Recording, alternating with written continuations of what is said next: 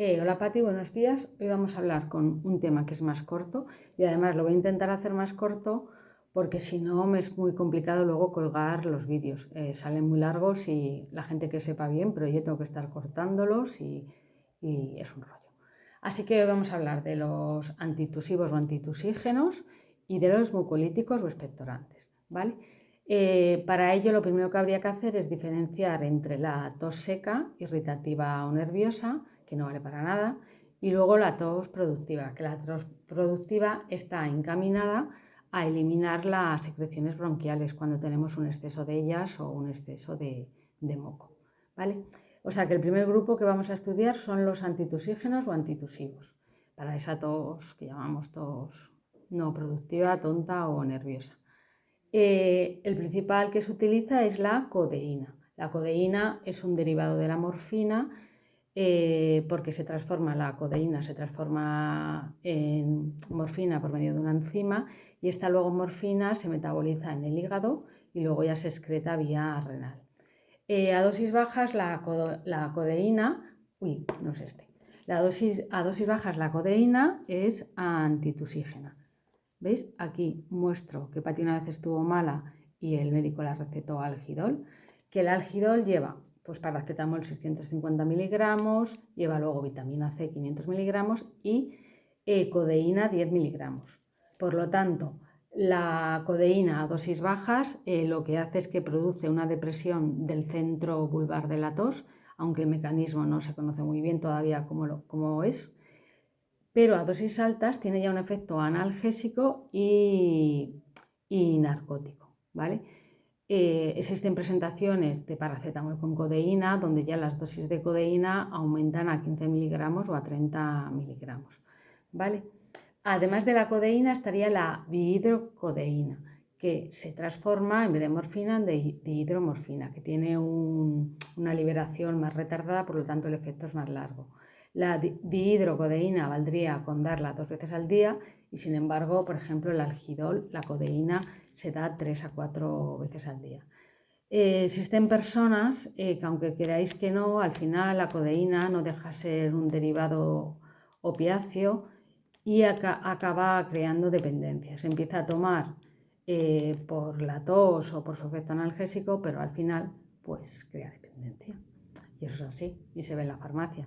Y luego otra cosa decir que la codeína, me da igual dolocatil con codeína que el algidol, que muchas veces nos preguntáis en la farmacia o nos lo pedís sin receta médica, pues no, solo se puede dispensar con receta médica, ¿vale? Y que es muy importante. Que luego a mí siempre me da mucho apuro deciros que no, pero la codeína no se puede dar sin receta médica, ¿vale? Y luego hay otro antitusivo que se usa que es el dextrometorfano, ¿vale? Que es la forma dextro de un análogo de la codeína que es el levofarnol. Pero la diferencia es que este no es analgésico ni es hipnótico, ¿vale?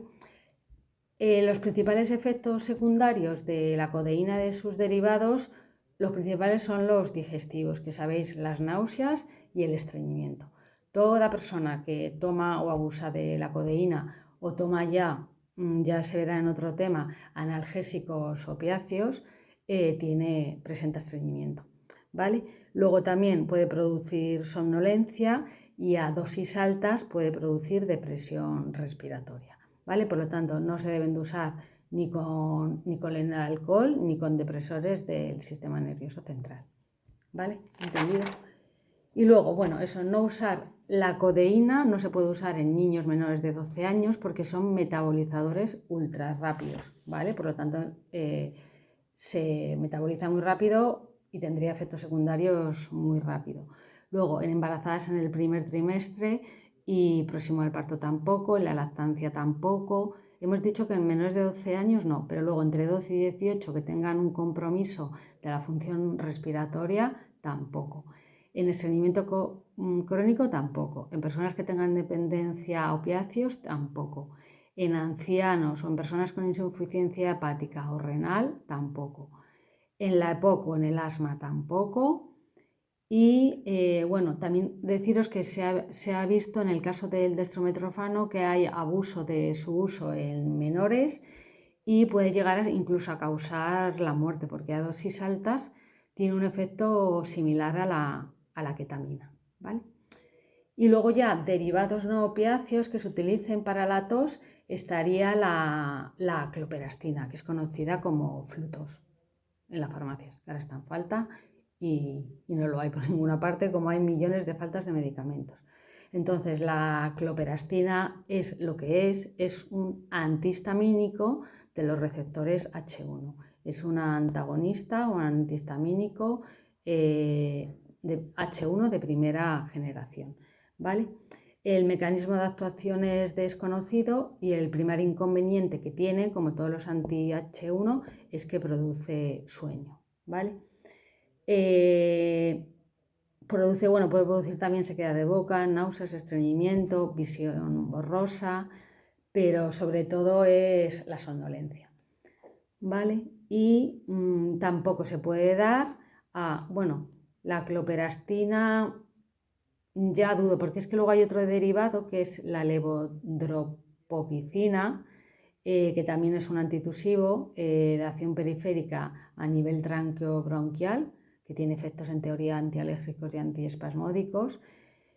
Es menos potente y menos eficaz que la codeína. Este sí que no se puede dar a niños menores de 2 años, pero la cloperastina, tengo mis dudas, tendría que mirarlo. ¿Vale? Luego, el siguiente tema es los expectorantes y mucolíticos, ¿vale?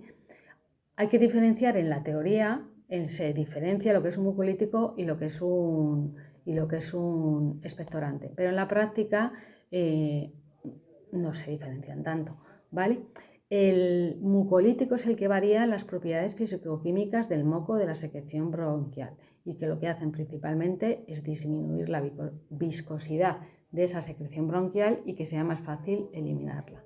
Y luego los expectorantes son los que aumentan la cantidad de agua del moco, por lo tanto aumenta su fluidez y estimulan también la tos, ¿vale? Pero eso que en la práctica, en las oficinas de farmacia se habla de mucolíticos como expectorantes como si fueran iguales. Simplemente es que facilitan la expulsión de ese moco. También decir que en el moco la secreción bronquial está formada en el 90% por agua y luego por unas glucoproteínas que son de 3 tipos y esas glucoproteínas son las que le dan la viscosidad adecuada y la elasticidad, ¿vale? A ver, el primero de todos sería la dornasa alfa. La dornasa alfa es la única en realidad que presenta una evidencia científica de que sea un buen mucolítico y expectorante. Es una DNasa 1 de carácter recombinante que está obtenida por ingeniería genética. Su uso solo es hospitalario y se utiliza solo para la fibrosis quística, ¿vale? Solamente para eso. Y luego está otro grupo que son muy utilizados, que son la N-acetilcisteína y la N-carbocisteína, ¿vale? Que son derivados del aminoácido cisteína. Mirad, este es uno de ellos. Se ve, uy, está al revés. Se ve, es la N-acetilcisteína. Hay comprimidos efervescentes como este y hay también en presentación en sobres. La dosis que veis aquí es una dosis de 600 que se toma una diaria. También hay dosis de 200 miligramos que habría que tomar los adultos 3 diarias, ¿vale? Su mecanismo de acción no es del todo igual, pero bueno, lo explico, parecido en realidad. La N-acetilcisteína lo que hace es romper los enlaces de sulfuro de esas glucoproteínas que forman el moco para dar lugar así a glucoproteínas de menor densidad y menor peso molecular. Además, tiene un efecto citoprotector de las células epiteliales y además, como os acordáis que ya habíamos dicho, en el tema de los AINES es un precursor del glutatión y por lo tanto también se usaba, os acordáis, cuando había intoxicación por paracetamol. Los usos de la N-acetilcisteína pues son hipersecreción de la mucosa, cuando hay una hipersecreción excesiva de la mucosa, de la mucosa bronquial, quiero decir, en bronquitis, en EPOC, en enfisema pulmonar, ¿vale? y, como he dicho, también en la intoxicación por paracetamol. No se debe de dar a niños menores de 2 años, ¿vale? Y está contraindicado en pacientes que tengan úlcera, porque, como ya hemos dicho, tiene un papel citoprotector tanto en la mucosa endotraqueal como también en la mucosa gástrica. Por lo tanto, estaría contraindicado en pacientes con úlcera porque también ataca a la mucosa gástrica, ¿vale? Y luego está la N-carbocisteína, que es conocida en la farmacia como el PEC2. Lo que va a hacer esta es activar a una enzima que es la sialiltransferasa, que favorece la síntesis de las sialomucinas o se llaman sialomucinas o sialoglucoproteínas del moco, de manera que van a hacer que exista una proporción adecuada entre este tipo de proteínas. No tiene papel citoprotector de la mucosa y no tiene tampoco, no es un precursor del glutatión.